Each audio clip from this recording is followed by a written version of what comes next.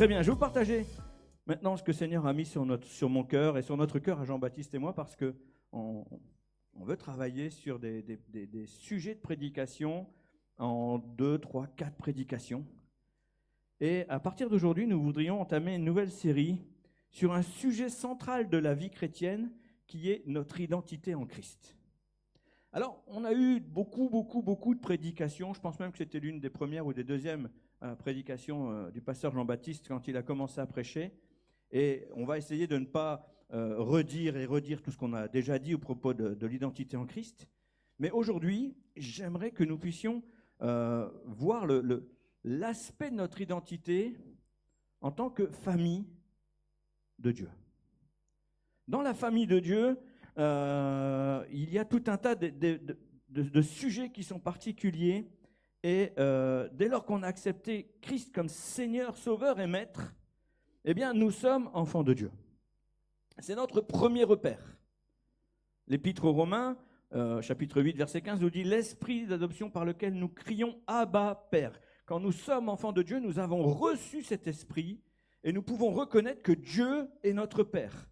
Notre premier repère d'identité, c'est « Je suis enfant de Dieu ». Ça, c'est un privilège que peu de gens peuvent affirmer encore aujourd'hui sur Terre. Est-ce que tu te rends compte que tu fais partie d'une minorité sur cette planète?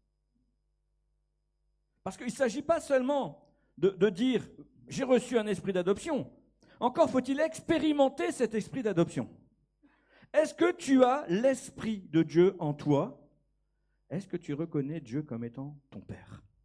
J'avais une amie dans le nord de la France qui me disait, pendant de nombreuses années de vie chrétienne, je ne pouvais pas appeler Dieu mon Père. Pourquoi? Parce qu'elle avait rapporté le nom de Père à son papa terrestre.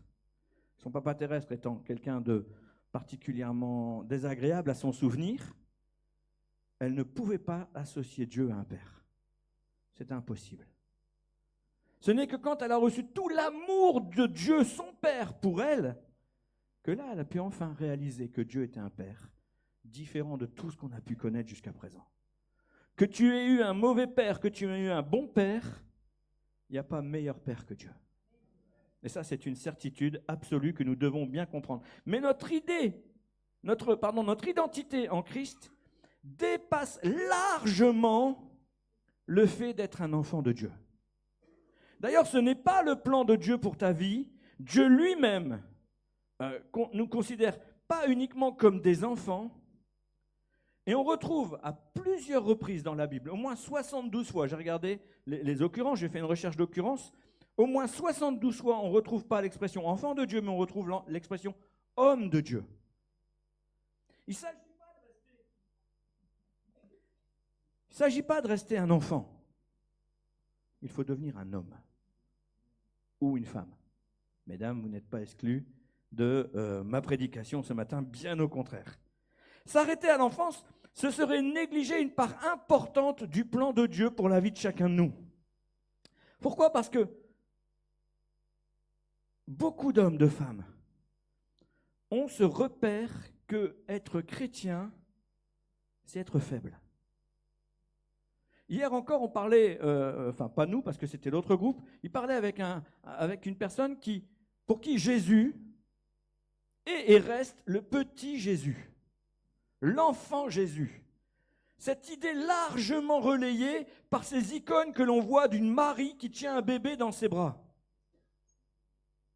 Et Marie avec une énorme auréole, et souvent on n'a pas oublié de mettre la toute petite auréole sur l'enfant Jésus. Ça reste le petit Jésus de la crèche. Il n'est pas resté petit. Il n'est pas resté petit. Il a grandi. Il est devenu le Seigneur des Seigneurs, le Maître absolu. Il est devenu notre Seigneur à nous.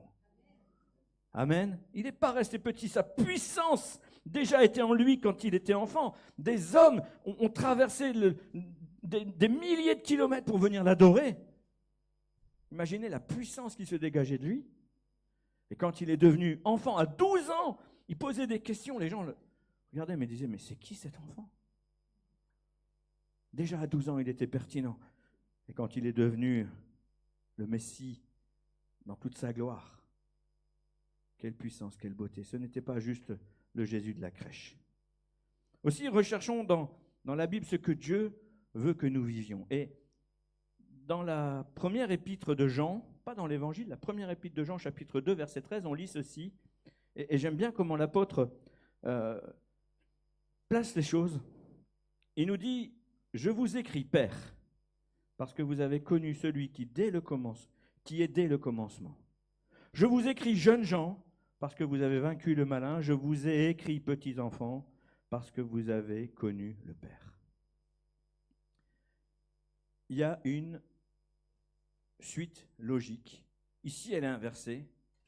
Mais la première chose que nous constatons, c'est que le plan de Dieu prévoit que nous ayons une croissance dans notre vie spirituelle. Ton identité en Christ ne peut pas rester celle d'un enfant. Tu es amené à croître. Tu dois grandir. Et ici, on passe de petits enfants à jeunes gens et à pères. Différence quand même entre père, les pères que nous pouvons être en tant que chrétiens, et le père, hein, vous avez connu le père, c'est ce qui est écrit dans ce verset, différence. Dans le chapitre 5 de l'Épître aux Hébreux, l'auteur, souvent on attribue l'Épître aux Hébreux à Paul, mais on n'en est pas totalement sûr, mais l'auteur nous rappelle quelque chose d'important. Il nous dit que nous devons prendre une nourriture solide. Et là, il fait le reproche à ces hommes, à ces femmes qui vont lire ce courrier, parce qu'il parle à des juifs comme lui, il parle à des juifs, et il leur fait entendre que, voilà, ils ne sont pas capables de recevoir un enseignement dur, ils en sont toujours au biberon. Ça fait des années qu'ils sont convertis, des années qu'ils aiment Dieu, mais eux, tout ce qu'ils ont besoin d'entendre, c'est Dieu t'aime, tu es bon, tu es beau, tu es choisi de Dieu. Pas lève-toi et marche. Ils ne sont pas capables d'entendre lève-toi et marche. Ils ne sont pas encore capables d'entendre va au-devant, souffre comme Christ. Ils ne peuvent pas l'entendre parce que pour eux, c'est trop dur. Et on sent que l'auteur de l'Épître aux Hébreux fait comme un reproche en leur disant, mais les gars, vous en êtes encore au lait. Je ne peux pas vous donner de la viande. C'est pas possible. Moi, j'en ai eu 4 des enfants. Hein. Ah, quand ils sont sortis du ventre, je suis allé chercher un burger. Sylvie, elle m'a dit, je sais très bien que c'est pour toi. Hein. Évidemment. Je me souviens, mon fils aîné est né le 11 décembre. Et le 25 décembre, en dessous du sapin, il avait sa PlayStation 1. Voilà. Elle m'a dit, oh, je dis, enfin, il vient de naître, il peut pas rester sans PlayStation. Qu'est-ce qu'ils vont dire ses camarades à l'école? Quand même. Bon, elle n'était pas dupe. Bref, en tant qu'enfant de Dieu, nous passons donc par des étapes qui doivent nous mener à la croissance. Et si vous regardez bien, eh bien, c'est exactement la même chose dans la vie charnelle.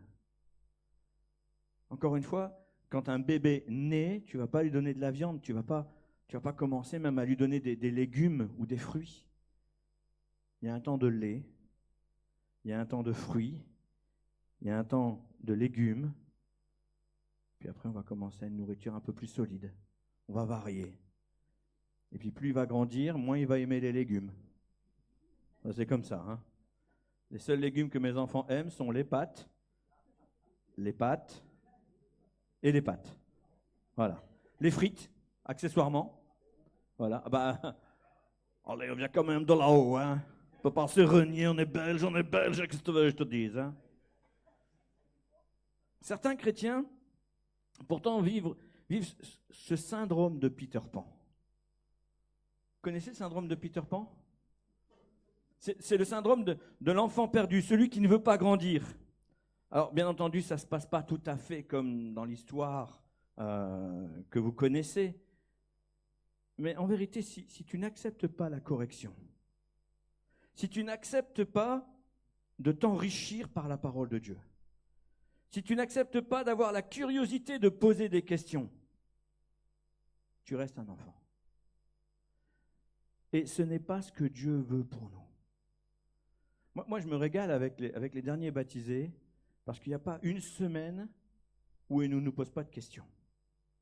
Et ça, c'est extraordinaire de voir des hommes, des femmes qui ont faim et soif de Dieu. Ils veulent savoir. On m'a même posé cette semaine une question, une des futures candidates au baptême m'a posé cette semaine une question que je ne m'étais jamais posée. Autant vous dire que j'ai passé du temps avant de lui répondre. Parce que c'était pas aussi simple que ça. Je ne voulais pas vous la poser parce que sinon je vais vous perdre et vous n'avez pas écouté la suite. Mais si vous voulez savoir, vous venez me voir après, je vous parlerai de cette question. Et je remercie le Seigneur parce qu'il m'a permis quand même de trouver une réponse pertinente. Et franchement, cette question m'a enrichi.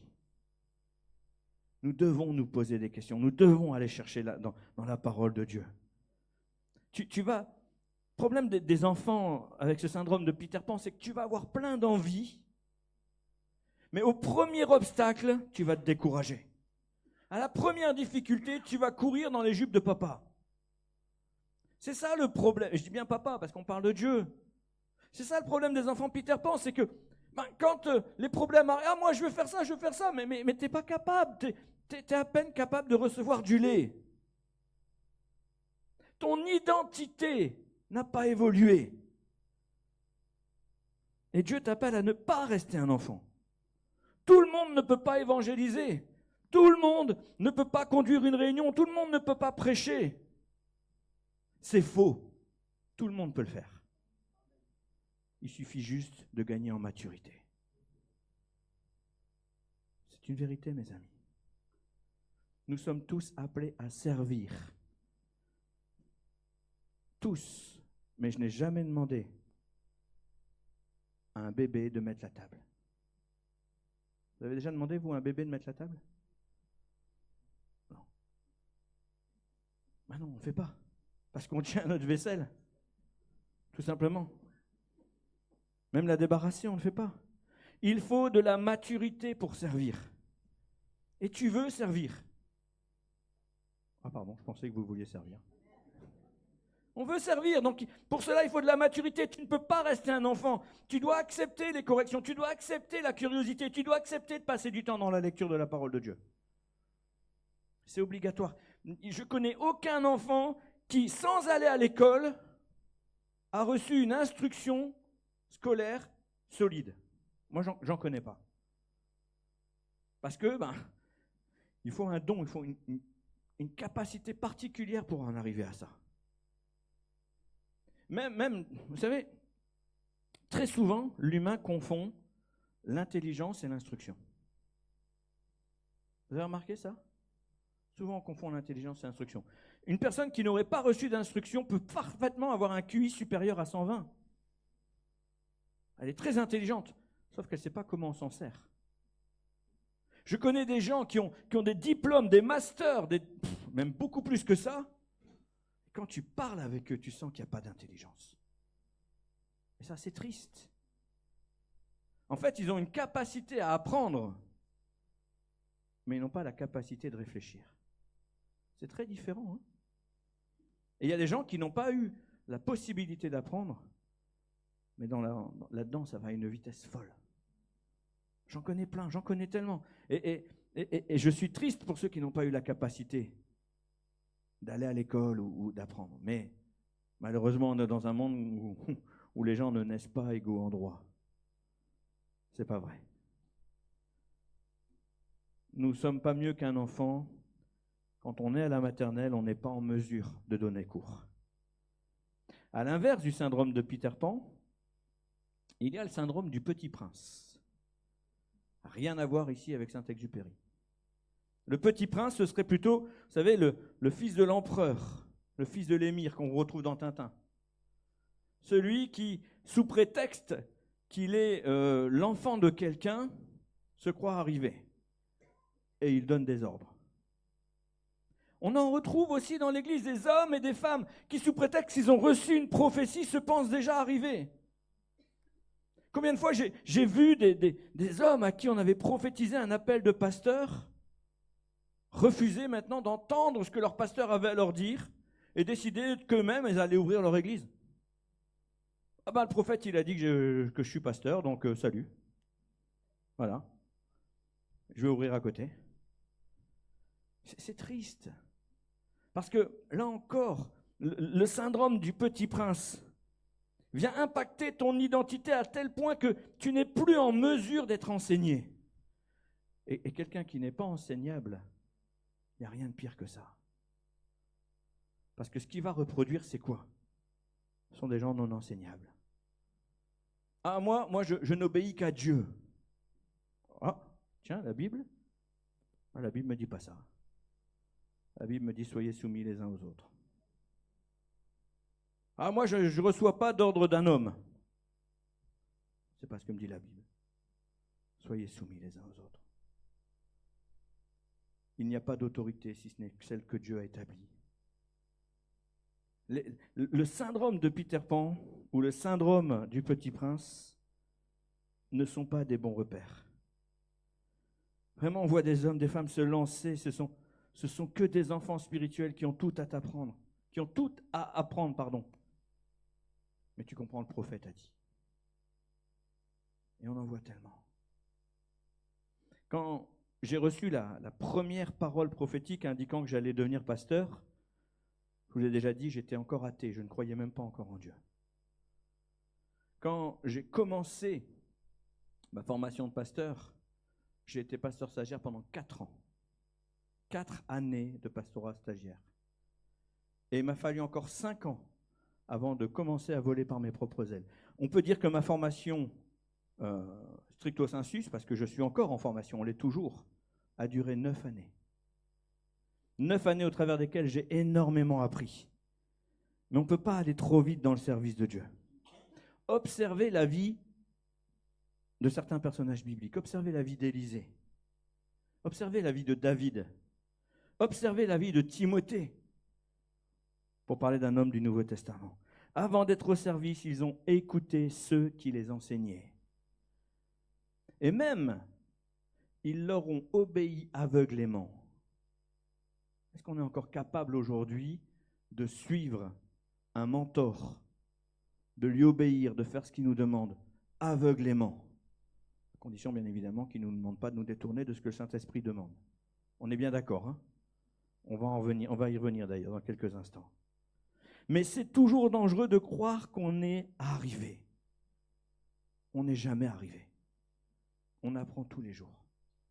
Je vous dis, cette semaine encore, on m'a posé une question que je ne m'étais jamais posée.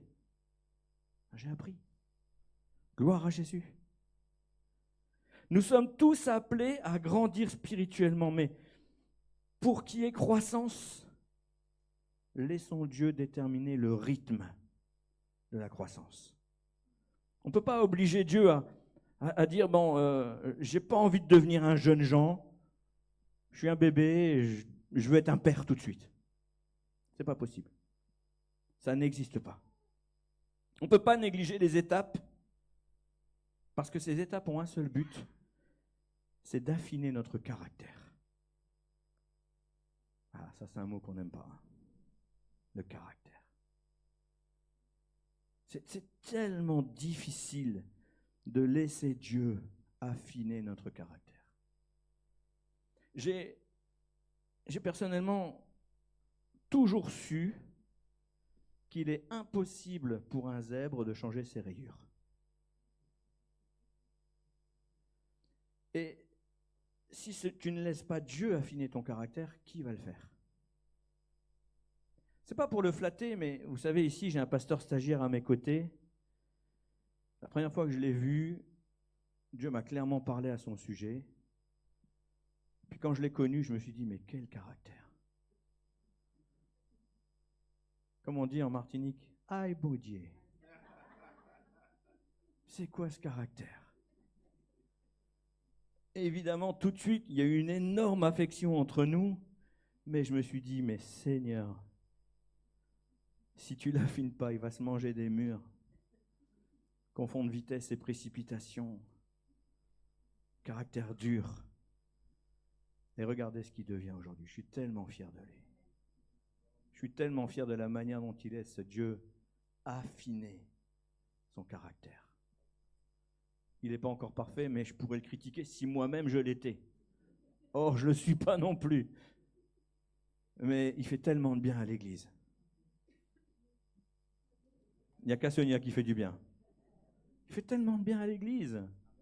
Franchement, je bénis Dieu parce que c'est lui qui le ponce.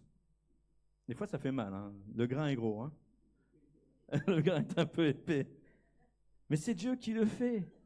Il y a des moments où j'ai envie de lui dire quelque chose. Le Seigneur dit, laisse-moi faire. Et je dis rien, je prie. Et il entend. C'est magnifique. Est-ce qu'on peut laisser Dieu affiner notre caractère, les amis? Tu peux pas être un leader, tu peux pas être un personnage qui va conduire une église avec pertinence et autorité si ton caractère n'est pas affiné. Et vous savez, nous n'avons qu'un seul modèle, c'est Christ. Les personnages bibliques, aussi intéressants soient-ils, que ce soit Paul, que ce soit Pierre, que ce soit Jean, que ce soit Élie, ne sont pas nos modèles. Avec tout l'amour que j'ai pour vous, avec toute l'envie que j'ai de l'être, je ne suis pas le modèle. Aucun leader n'est un modèle. Aucun pasteur que tu vas retrouver sur les réseaux sociaux, aussi intéressant soit-il, n'est un modèle. Seul Christ est le modèle. Amen. Et vraiment, je bénis notre Dieu d'être celui à qui je veux ressembler.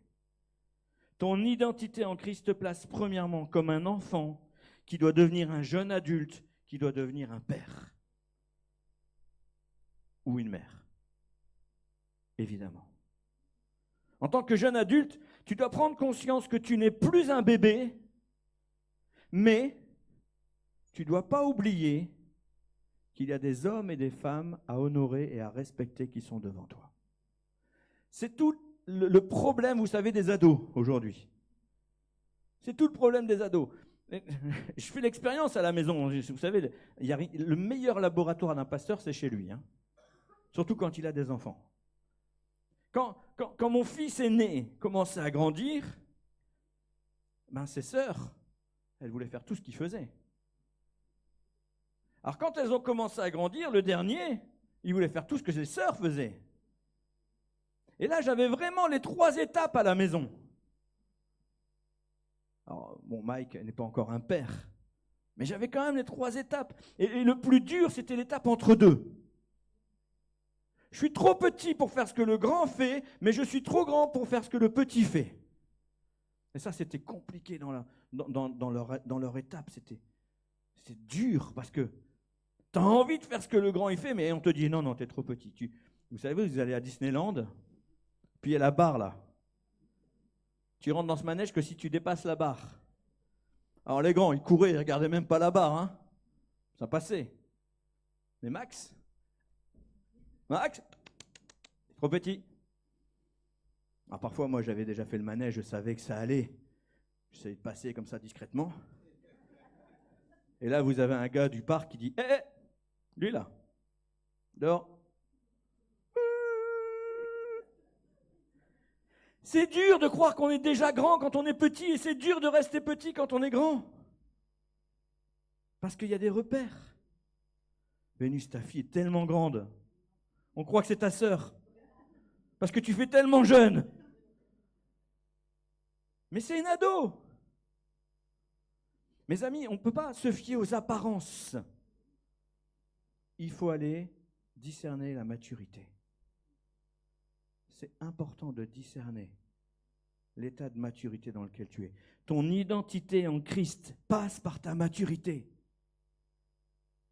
Mais tu dois savoir qui tu es, tu dois savoir où tu te situes. Et quand on parle de ces ados, c'est l'âge où on te demande de grandir sans oublier de rendre des comptes. Ça, c'est frustrant. C'est la période où tu dois, et je dis bien tu dois, non pas tu peux, où tu dois partager ton point de vue sans oublier le respect de l'autorité à qui tu le partages. C'est le minimum, c'est ce qu'on attend de toi.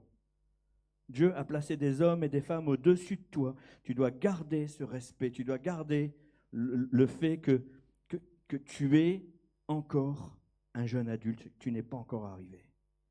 L'un des exemples les plus flagrants dans la Bible, eh bien, c'est Timothée.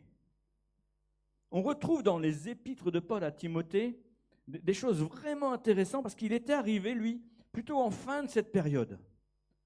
En fin de ce moment, c'était plus un bébé, mais il était face à un public plus âgé à qui il devait le respect, et parce qu'il leur devait le respect, il était plutôt en train de s'amoindrir, de se mépriser. Et pourtant, son mentor, c'était Paul. Paul l'avait poussé un peu plus loin. Paul lui donne de nombreux conseils dans ses épîtres. Je vous invite vraiment à les lire. Vous pouvez lire également les épîtres de Tite. On retrouve pas mal des mêmes conseils. Et il lui dit notamment, Paul dit à Timothée, de ne pas perdre de temps avec des discussions vaines et inutiles. Quel précieux conseil. Parce que c'est vrai, quand on arrive à un certain âge et qu'on pense tout savoir, eh bien on aime bien discuter sur les détails pour montrer que nous on sait. Ma grand-mère disait toujours, la culture c'est comme la confiture. Moins t'en as, plus tu l'étales. Je vous laisse y réfléchir. Mais il y a des hommes et des femmes comme ça, sous prétexte qu'ils sont âgés, veulent imposer leur point de vue et vont aller dans le détail pour te montrer que tu as tort. Et l'apôtre Paul dit à Timothée, perds pas ton temps avec ces gens-là. Perds pas ton temps à commencer à parler des généalogies. C'est le terme qu'il emploie parce qu'ils aimaient bien discuter des généalogies. Et d'ailleurs, si vous prenez deux évangiles où on parle de la généalogie, que ce soit Luc ou que ce soit Matthieu, il y a deux généalogies où vous vous dites, mais elles sont différentes. Oui, parce que dans l'un, il y a la généalogie de Joseph et dans l'autre, il y a la généalogie de Marie. Mais on en arrive toujours au même résultat. Jésus est fils de David, comme l'avaient annoncé les prophètes. C'est ça l'essentiel. Et donc, il va même donner des conseils, et surtout, il donne un conseil précieux. On lit dans 1 Timothée au chapitre 15, et il lui dit ceci, en parlant de l'importance d'enseigner. Occupe-toi de ces choses, donne-toi tout entier à elles, afin que tes progrès soient évidents pour tous. On pourrait parler énormément sur ce verset. Moi, ce qui m'intéresse, ce sont les derniers mots. Que tes progrès soient évidents pour tous. Quand tu es un jeune Jean, il faut qu'on arrive à discerner encore en toi une croissance. Que ton progrès soit évident. Qu'on arrête de te regarder comme le bébé. Tu en es arrivé à un point où tu n'es plus le bébé, tu donnes ton point de vue, tu l'exprimes. Mais maintenant, il faut qu'on discerne en toi l'homme qui devient mature. Que ton progrès soit évident. Il continue dans les versets plus loin. Il dit, ne réprimande pas rudement le vieillard, mais exhorte-le comme un père. Exhorte les jeunes gens comme des frères, les femmes âgées comme des mères, celles qui sont jeunes comme des sœurs, et il précise en toute pureté. C'est important. C'est là aussi où on va voir la maturité d'une personne. Une personne mature garde un cœur sensible face à qui il est. On ne parle pas à un enfant comme on parle à une personne âgée. On ne parle pas à un homme comme on parle à une femme. Ce n'est pas du machisme, ce n'est pas un esprit de supériorité, c'est juste une question de respect, d'honneur et d'éloigner toute forme de mépris. J'aime beaucoup ces conseils que l'apôtre Paul donne. Et puis surtout, il avait donné juste auparavant, au verset 12, 1 Timothée 4, 12, après avoir, juste avant de lui dire comment parler aux générations, il lui a dit que personne ne méprise ta jeunesse. Sois un modèle pour les fidèles, en parole, en conduite, en charité, en foi, en pureté. C'est notre objectif, être un modèle. Sachant que je vous l'ai dit tout à l'heure, le modèle parfait, c'est Amen. C'est ça, notre maturité doit nous ramener à ça. C'est pas parce que je suis jeune que je n'ai rien à dire. Si j'ai un bébé, il faut que j'apprenne. On est d'accord. Mais c'est pas parce que je suis jeune que je n'ai rien à dire, mais je dois le dire avec respect. Le problème de notre identité en Christ, quand elle n'est pas sur le bon curseur, c'est que parfois, on a l'impression que notre point de vue n'intéresse personne. Moi, je suis un bébé, j'ai rien à dire. Parfois, on a l'impression que notre point de vue est la vérité absolue. C'est moi qu'il faut écouter, tous les autres ont tort. Mais le conseil de l'apôtre Paul est de ne pas réprimander le vieillard, d'exhorter l'homme comme un père, de parler aux jeunes gens comme à des frères, aux femmes âgées comme à des mères, et à des femmes qui sont du même âge que nous comme à des sœurs. Le respect. Nous sommes la famille de Dieu. Amen. Ton identité en Christ, c'est d'être membre de la famille de Dieu. La personne à qui tu parles, c'est ton frère, c'est ta sœur, mais en fonction de son âge. C'est un père, c'est une mère, c'est un enfant, ou c'est une personne qui a ton âge. Mais quoi qu'il en soit, tu dois toujours garder le respect. Ici, l'apôtre Paul lui parle comme à un fils. D'ailleurs, dans son épître aux Éphésiens, Paul nous dit comment nous tenir en tant qu'enfants, en tant que parents, en tant qu'époux, en tant qu'épouse. Et bien sûr, ça ne nous fait pas plaisir. Parce qu'au chapitre 5 de son épître, il dit aux femmes d'être soumises. Il y a tellement d'hommes qui manipulent ce verset à mauvais escient. Résultat des courses, il y a tellement de femmes qui refusent ce verset à mauvais escient. Quand c'est dans la liberté qu'offre Christ, c'est totalement différent. Parce qu'il dit également aux maris d'aimer leur femme comme Christ a aimé l'Église et s'est donné pour elle. Il n'y a pas de... Vous savez, avec Dieu, il n'y a pas de... Il y en a pour l'un, il n'y en a pas pour l'autre. Ce n'est pas plus facile d'aimer ta femme que pour elle d'être soumise. Mais ce n'est pas plus facile d'être soumise que d'aimer l'autre. Tout doit se faire dans l'harmonie. Donc Paul dit qu'il faut aimer nos épouses, notre épouse. Une seule. Non, parce que certains hommes ont dit mari avec un S, aimez vos femmes avec un S. Comme s'ils pouvaient en avoir plusieurs. Non, ce n'est pas l'idée. En tout cas, en France, c'est interdit, donc le problème est résolu. On doit se soumettre aux autorités. Gloire à Dieu, merci Seigneur. Non, mais vous rigolez, mais il y a des pays où la polygamie n'est pas interdite et ça pose vraiment problème, je vous assure. Ça pose vraiment problème. Mais il va plus loin que des conseils aux maris et aux femmes. Il affirme aussi que dans notre identité en Christ, eh bien, il va nous donner des responsabilités. Le mari est le chef de la femme. N'aime pas. Hein. Il y a des femmes qui n'aiment pas, mais n'allez pas croire. Il y a beaucoup de maris qui n'assument pas. Et ça, c'est pas bien, messieurs. Je suis navré de vous le dire, mais ce n'est pas bien. Vous devez assumer la responsabilité d'être le chef de famille. C'est nous qui allons rendre des comptes pour nos familles. Et quand je dis nous, je parle aux hommes. Ma femme, qu'elle soit gentille, qu'elle soit pas gentille, ne rendra pas de compte pour la famille. Elle rendra des comptes pour sa vie. Moi, je vais rendre des comptes pour ma vie, mais je vais rendre des comptes pour ma famille. Et ça, c'est le travail de l'homme. L'homme est le chef de la femme, il est le chef de famille. Et au chapitre 6, il continue, il va un peu plus loin. Il dit aux enfants d'être soumis à leurs parents. Maxime? J'ai pas de problème avec Maxime. Moi, j'ai pas de problème avec mes enfants en général. Et je bénis Dieu parce que c'est vraiment une grâce, je vous assure.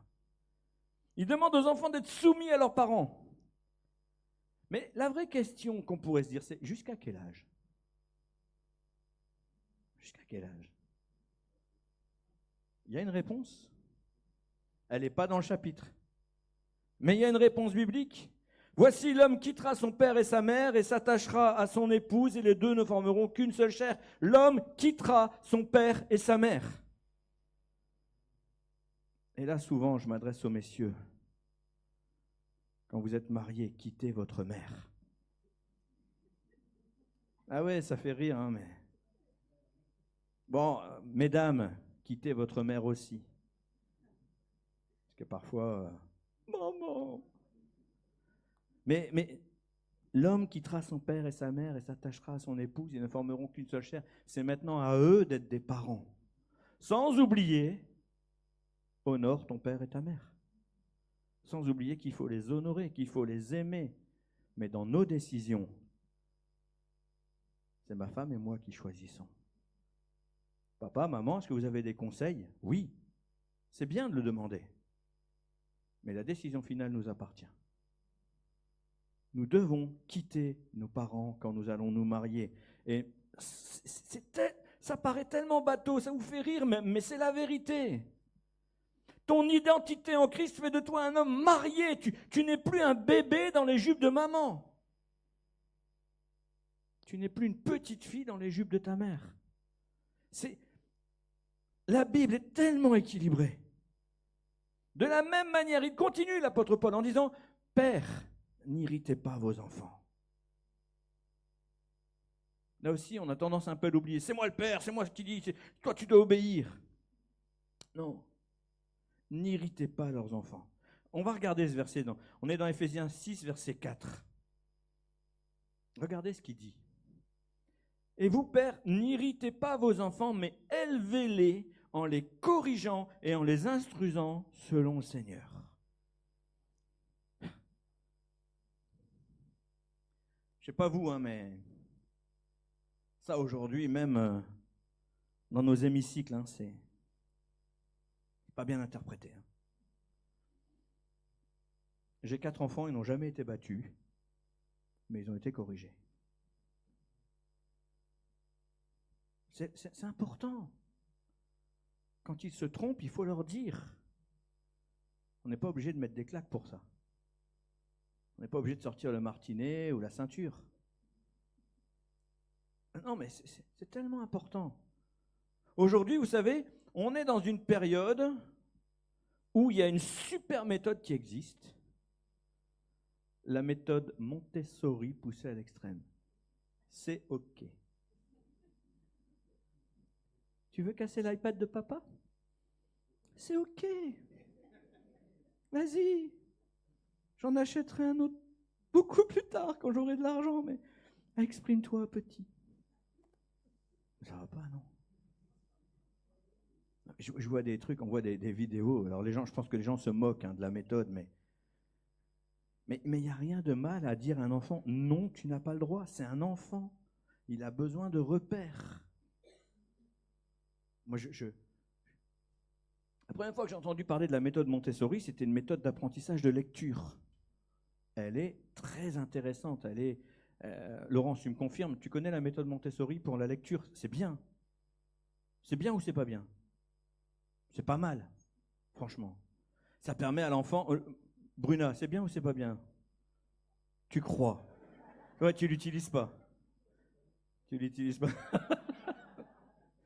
moi, j'ai vu, mes enfants ont eu deux méthodes différentes.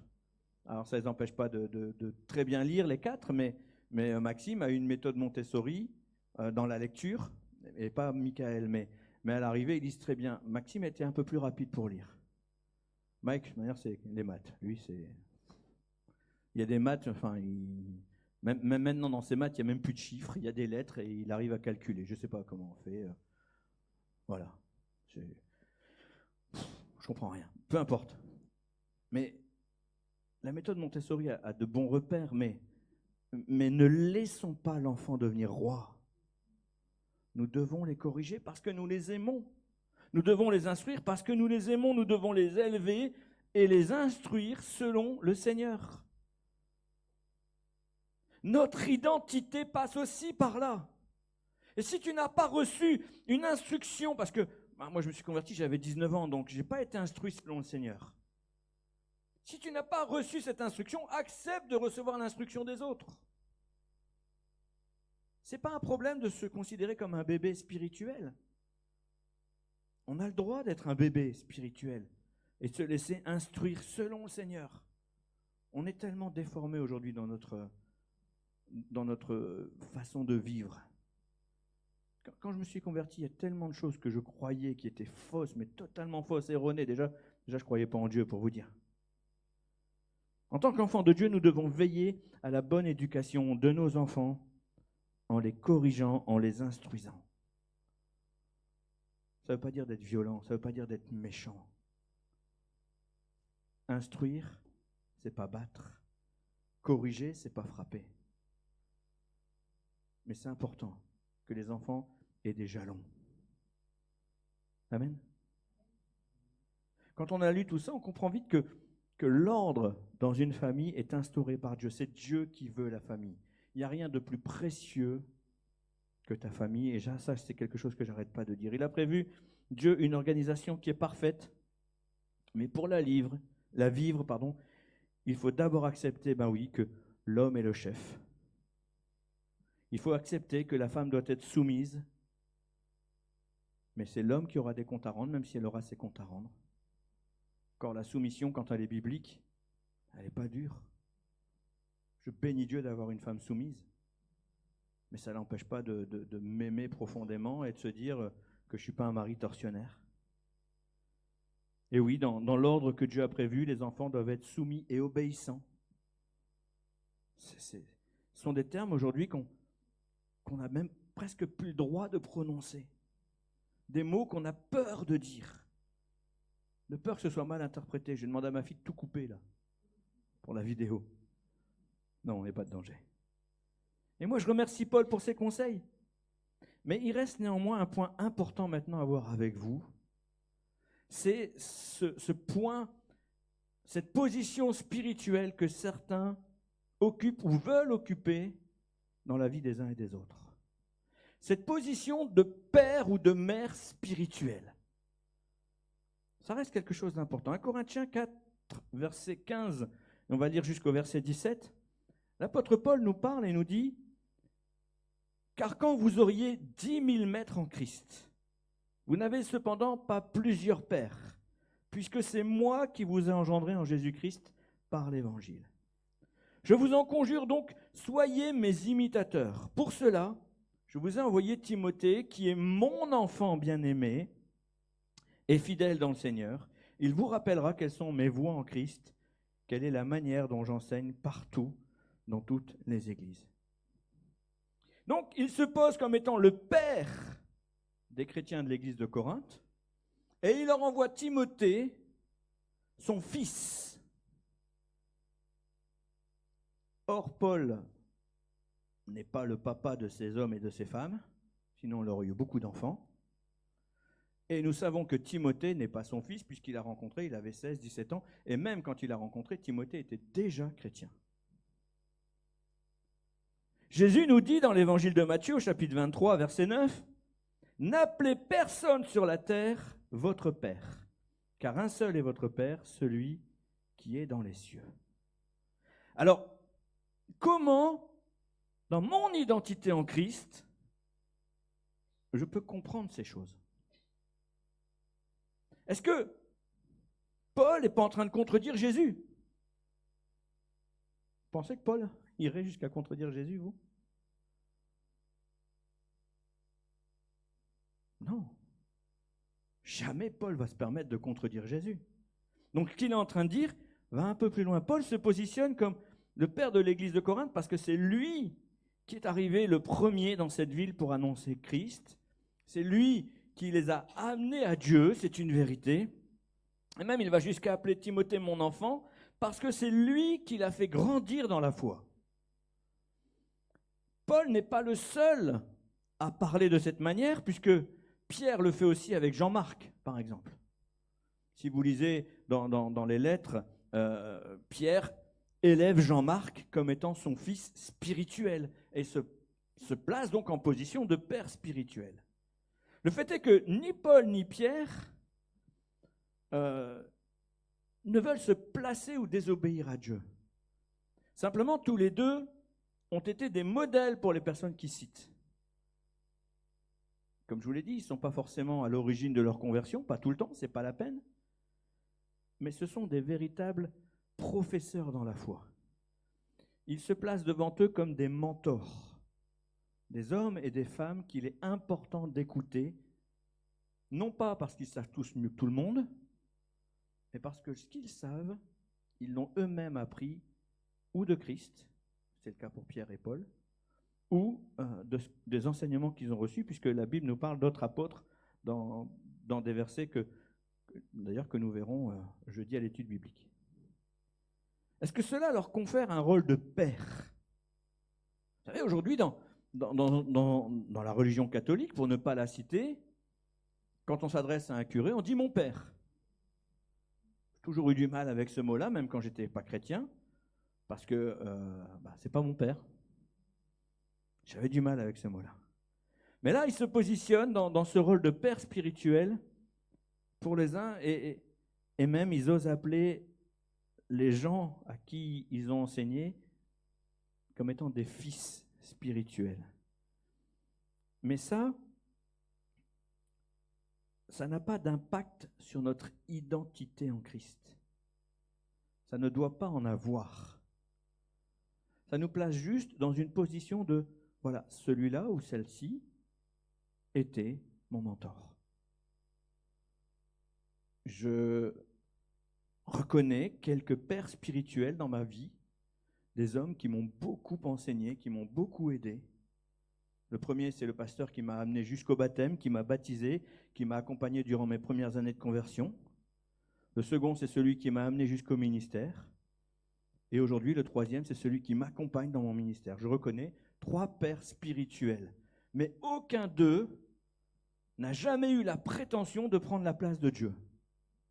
Et ça, c'est tellement important de le dire, parce que malheureusement, gloire à Dieu, pas à Marguerite, il y a tellement d'hommes qui se placent dans une position de père spirituel qui les place dans une situation de redevabilité.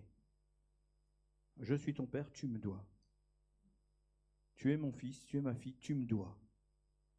Et ça, c'est malsain. C'est en ce sens que Jésus dit « N'appelez personne du nom de père ». Nous ne devons rien à personne si ce n'est à Dieu. Même ces hommes qui m'ont enseigné, qui m'ont baptisé, qui m'ont encouragé et qui m'enseignent encore aujourd'hui, n'ont rien reçu si ce n'est ce que Dieu leur a donné. Et ce qu'ils me partagent, c'est ce que Dieu leur demande de me transmettre. Je pourrais me positionner comme étant un mentor au-dessus de Jean-Baptiste, mais ce que je lui partage, il n'a aucune redevabilité. La seule redevabilité qu'il a, c'est le respect. C'est d'ailleurs la seule chose que j'attends de lui, et il s'en tire très, très, très, très, très bien. Je vous parle de ça parce que oui, il y a beaucoup d'abus de la part de ceux qui se revendiquent ce rôle. Même parfois sur Internet. Vous allez écouter des hommes, des femmes, des prédicateurs en ligne, et qui n'hésitent pas à vous mettre cette pression.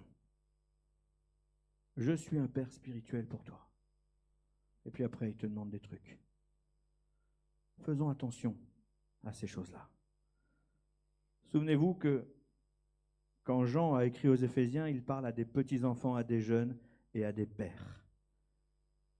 Ils sont tous d'accord sur les mots, mais la position de père n'est pas celle qu'on attribue à Dieu. Il est au-dessus de tout. La seule position que nous pouvons avoir, c'est celle d'un mentor qui devra rendre des comptes à son père. Amen. Si Paul utilise cette position pour affirmer son autorité, il ne le fait pas d'une manière sévère. Il veut juste rappeler ses qualités d'enseignant. C'est important. On apprend tous les uns des autres. Oui ou non?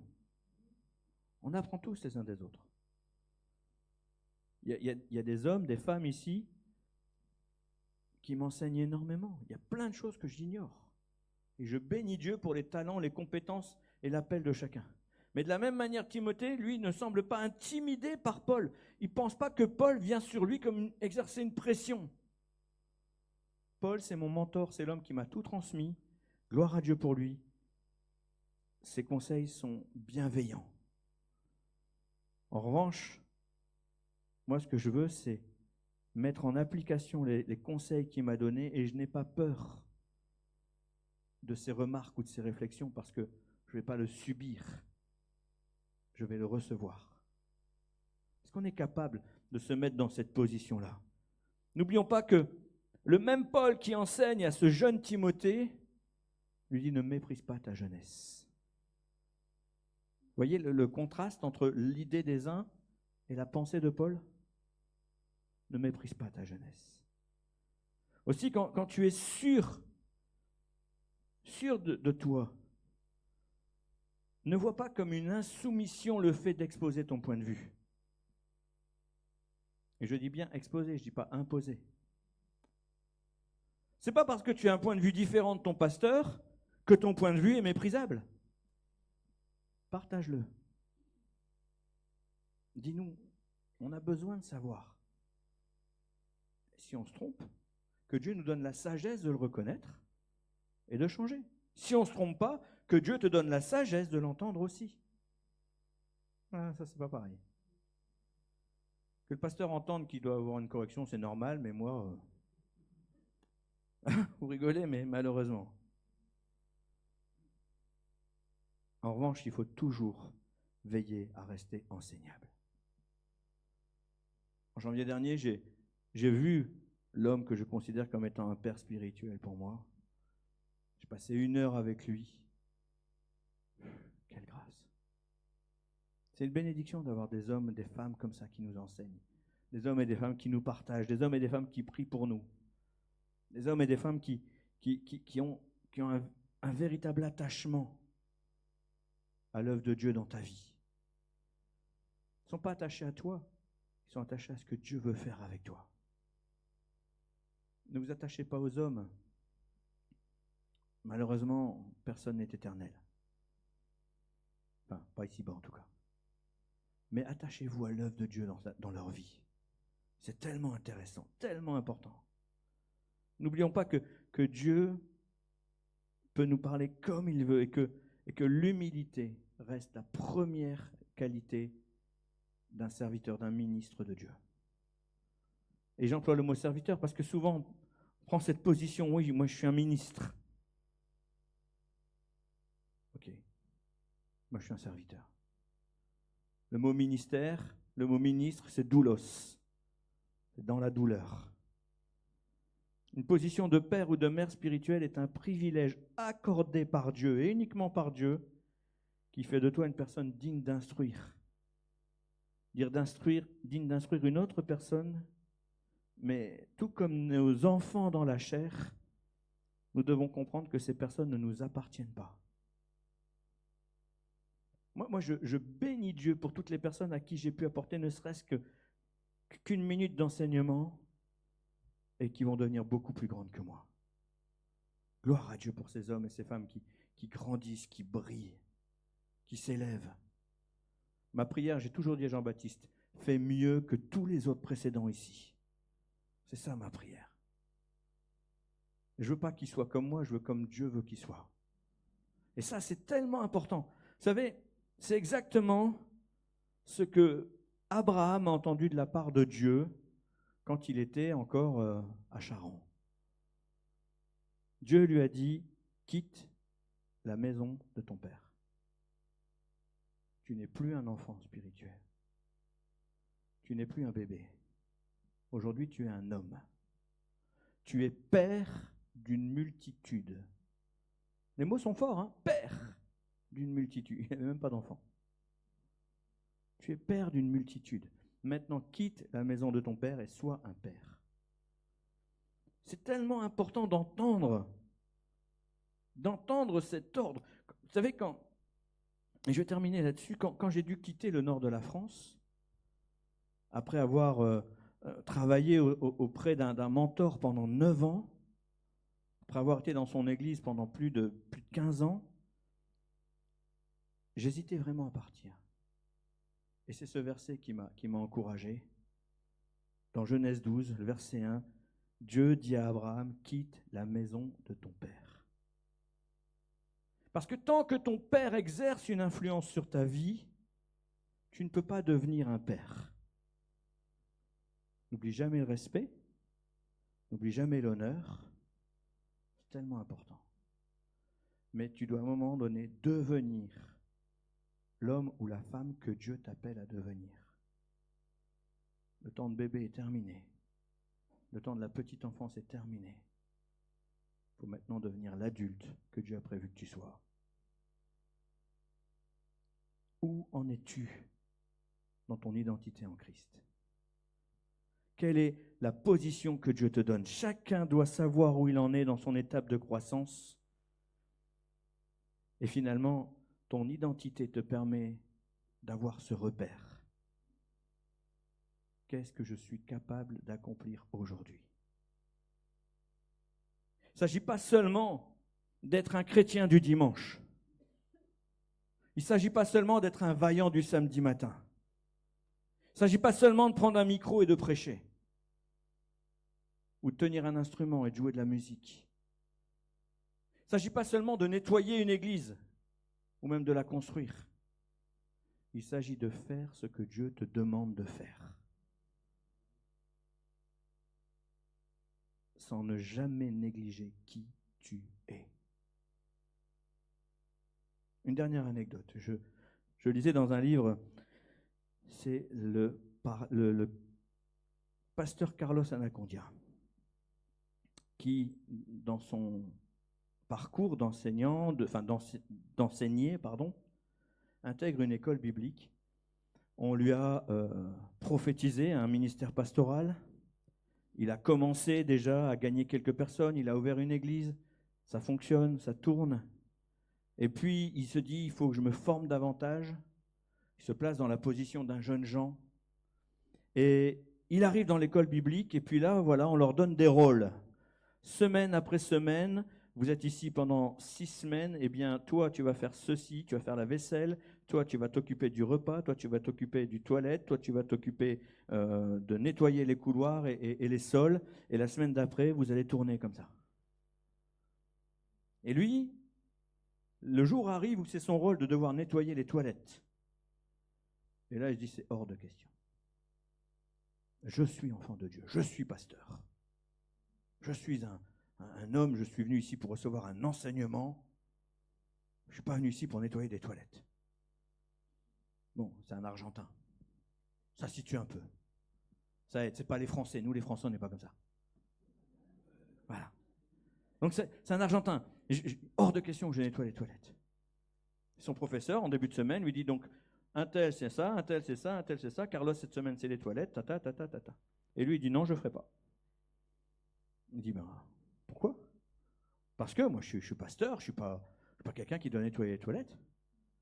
Son professeur lui dit, c'est pas grave, tu ne feras pas. Il était content. Hein. Ah là, il était fier, il s'est dit, ouais, ça c'est bien.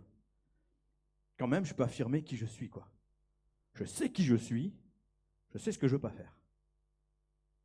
Et puis, à un moment donné, il a des petits scrupules quand même dans la semaine, il se dit, mais si je ne le fais pas, qu'est-ce qui va le faire?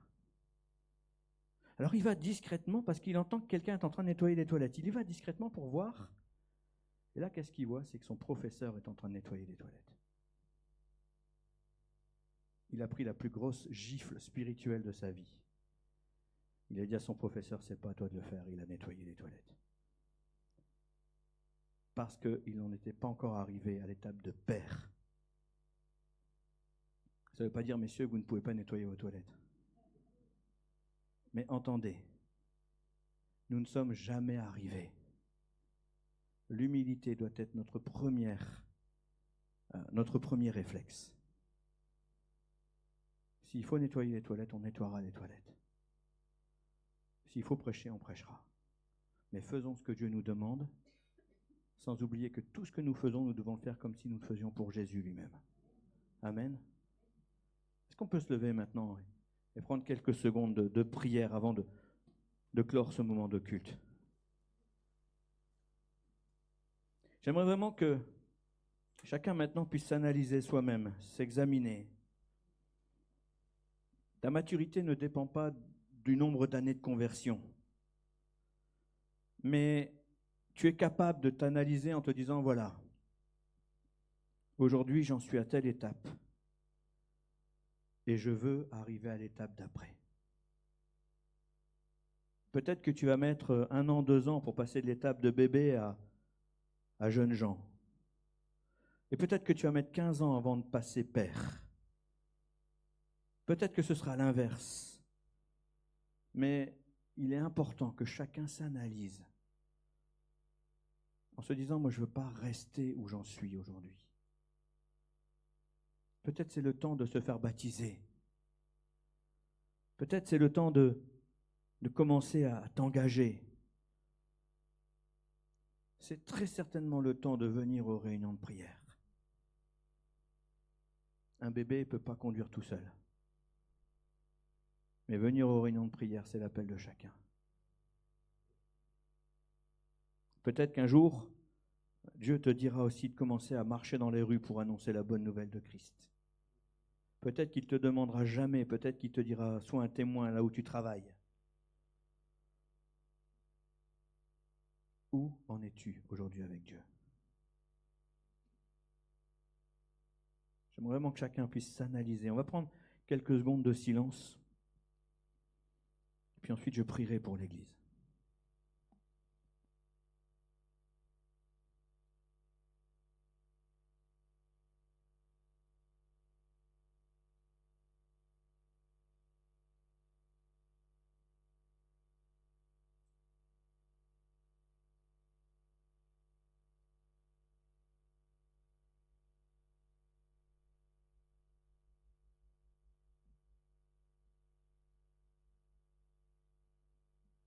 Père éternel, je te prie pour ton assemblée ce matin. Des bébés, des jeunes gens, des pères, des hommes et des femmes qui reçoivent des biberons, d'autres qui ont commencé une nourriture solide, d'autres maintenant qui la préparent. Seigneur, je sais aujourd'hui que tu m'appelles à être un père spirituel et je veux l'être, Seigneur, en dépendance totale de ce que tu me demandes. Devant toi, je veux rester un fils qui reçoit tout de son père. Mais devant les autres, Seigneur, je veux être celui qui donne, qui partage. Seigneur, je te prie maintenant pour chacun d'entre nous, Seigneur, que nous puissions comprendre qu'à un moment donné, nous avons encore besoin de lait. Seigneur, que ceux qui en sont au lait, Seigneur, le reçoivent avec reconnaissance, le reçoivent avec appétit, qu'ils soient curieux de tout, Seigneur, qu'ils soient avides de connaissances, qu'ils se nourrissent de ta parole. Rends-les curieux, Seigneur, comme un enfant. À celles et ceux qui sont des jeunes gens, je te demande, Seigneur, de les faire croître en maturité, de les aider à être des grands frères ou des grandes sœurs pour les bébés, mais d'être des enfants soumis face à leurs parents. Seigneur, que leur cœur soit enseignable, que leurs attentes soient devant toi, qu'elles soient comblées par toi. Donne-leur le discernement, la sagesse. Et Seigneur, qu'aucun d'eux ne méprise sa jeunesse, au point de penser qu'il est arrivé ou au point de penser qu'il n'a rien de besoin. Seigneur, qu'ils ne méprisent pas non plus leur jeunesse à courir après des choses folles, des chimères, les propositions de ce monde. Seigneur, qu'ils soient au contraire des hommes et des femmes, des enfants, des jeunes gens qui s'attendent à toi, qu'ils aient soif de passer à l'étape supérieure. Et Seigneur, qu'ils trouvent en toi tout ce dont ils ont besoin, mais qu'ils trouvent aussi toute l'affection qu'ils auront à recevoir de la part des bébés, et tout l'enseignement, l'amour, le respect qu'ils auront à recevoir de leur père, de leur mère. Quant à ceux et celles qui sont des pères, des mères, Seigneur, je te demande de leur rappeler d'où ils viennent, que personne ne se sente arrivé, mais au contraire que chacun se sente redevable, non seulement au Dieu merveilleux que tu es, mais aussi redevable envers cette génération qui arrive, parce que nous devons les enseigner, parce que nous devons les instruire, parce que nous devons les faire grandir, en leur rappelant que le modèle, c'est toi, Jésus. Il n'y a pas d'autre modèle. Seigneur, je te rends grâce pour tous ces hommes, ces femmes qui m'ont précédé. Je te rends grâce pour mes mentors, que ce soit Antoine, que ce soit Antonio, que ce soit Germain. Seigneur, tous ces hommes, je les bénis en ton nom. Et je te demande, Seigneur, que à notre tour, nous qui sommes déjà des parents spirituels, eh bien nous puissions être des mentors envers qui les jeunes gens, les jeunes générations soient reconnaissants. Merci Seigneur pour cet honneur que tu places dans l'Église. Parce que nous soyons un bébé, nous soyons jeunes ou que nous soyons adultes, à chacun tu rends l'honneur selon ce qui lui est dû. Aide-nous à prendre soin les uns des autres. Seigneur, je veux consulter ma carte d'identité d'enfant de Dieu. Et je veux constater, Seigneur, l'endroit où tu m'as placé, afin d'être efficace dans tes mains. Merci pour tout ce que tu fais dans nos vies. Au nom de Jésus. Amen.